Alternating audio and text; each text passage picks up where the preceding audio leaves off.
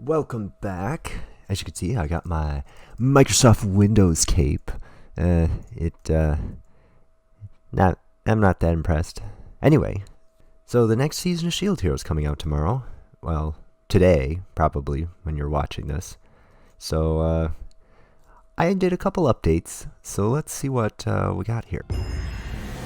So I just posted several updates. One of them was with the leaf shield. So before, it doubled crops, guaranteed, every time you hit it. It was a little buggy and a little glitchy, so I decided to work on it a little bit. So, nothing to see there much. So as I break this, you'll see I get wheat. Wheat and seeds, normal, normal, normal. It's all normal. Up! And then you'll see that, just now, that little wheat name. Let me keep breaking it. Right there. So it gets absorbed into the pile. That's why you can't see the name anymore. But essentially, there's a 10% chance, this is at base mastery level, that it gets duplicated. And the duplicate, as you can see, is very nice. It stacks nice and neat. Got 49 wheat for all those times I hit it, so it's a pretty good deal. Now, you can do this with other things as well, such as carrots. Oh, that one was stacked nice. You can increase the likelihood of this happening, of course, by upgrading it. So if I do trigger, give energy, set 100. If I drop this, re-give it to myself, you'll see that we are at mastery level 100. So at this level, it's basically a 50-50 chance for all this stuff. So basically, you're going to be able to do heckin' amount of farming. Now, of course, as well, this was in my update a while ago, but it also drops herbs. And then when you get these medicinal herbs, it says can be used to craft healing potions. Quality, of course, very good. So while I'm holding it, I do trigger, craft, HP potion, and I get a health soothing potion. My HP isn't currently down. It restores almost a full bar of health. Speaking of my health, you will notice I have 2 bars now, even when the shield isn't in my main hand. When you get the shield now, it automatically gives you another row of health. Oh, I'm gonna pick this up. Delicious. Love me some food. Now, I'm going to have it so the other heroes can get drops as well from this. But obviously the leaf shield here is going to be your best means of getting it. And then get it to mastery level 100 and it's practically guaranteed. So you'll be swimming in food. On to our next update. The Pickaxe shield now has the same ability. Much faster too. So there you go. We can see we got some raw iron out of that, which has a chance to drop. There's one other thing though too that can drop from this. I'll see if I can get it. There's more raw iron. You just saw it got shiny for a second and dropped this light metal ore. So this is what you use to unlock the light metal shield now. So if I go back, previously this shield took blaze powder, although I don't feel as though that's fair. It's kind of like he got it in the beginning of the series, and I felt that it shouldn't be a late game addition. And it's not that crazy.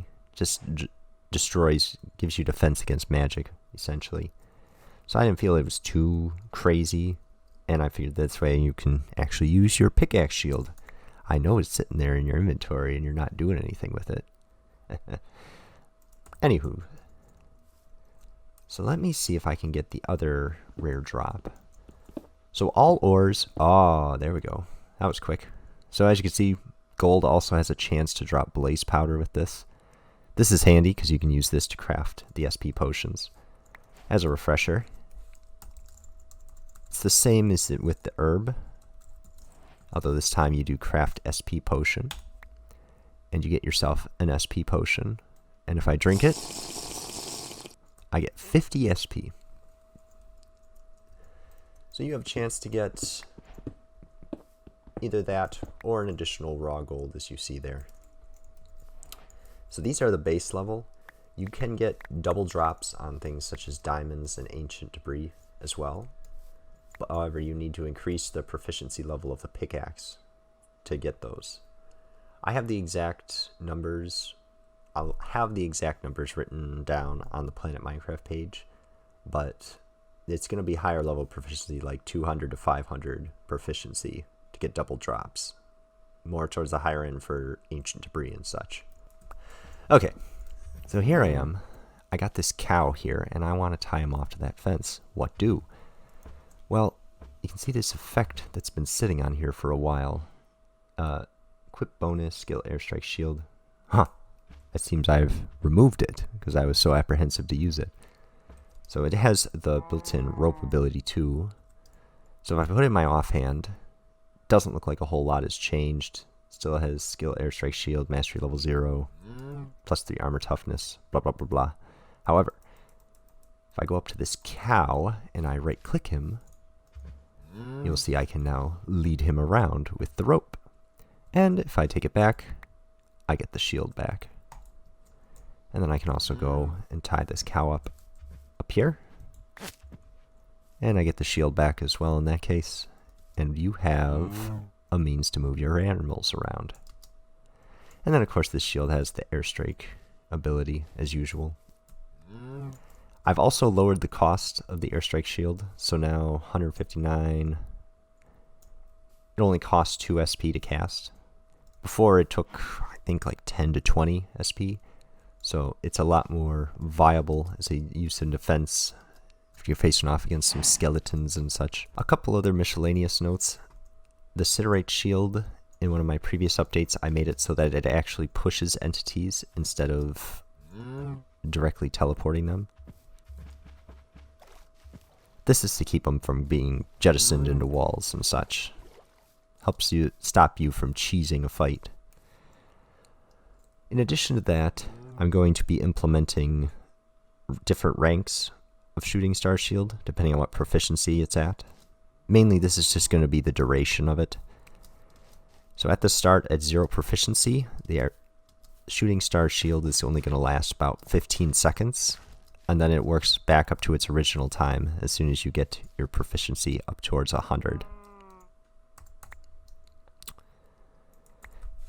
And trigger star off, shut it off.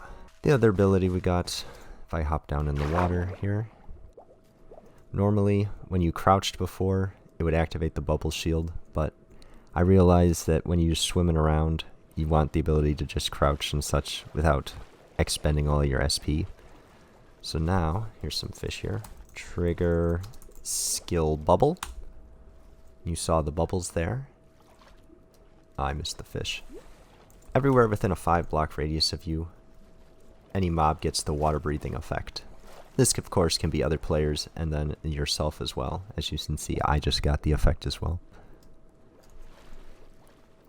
You don't really need it as long as you have it in your main hand, but if you want to mine underwater, you can use the water breathing skill.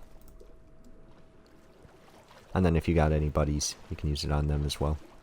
In a future update, I'm going to be adding the heat, I forget what the skill name is called. I'll throw it up on screen, but it's the skill that the whale used in the battle in the anime. Obviously, it's going to take time to charge up, and I'll probably add a stipulation that you need to be near water to use it, but it'll give you a couple more options. That's pretty much it in terms of updates. I also lowered the cost of the Soul Eater shield, second shield, to 46, 42. It's a little more expensive, but it's still cheaper than it was. I think it cost 30 SP before.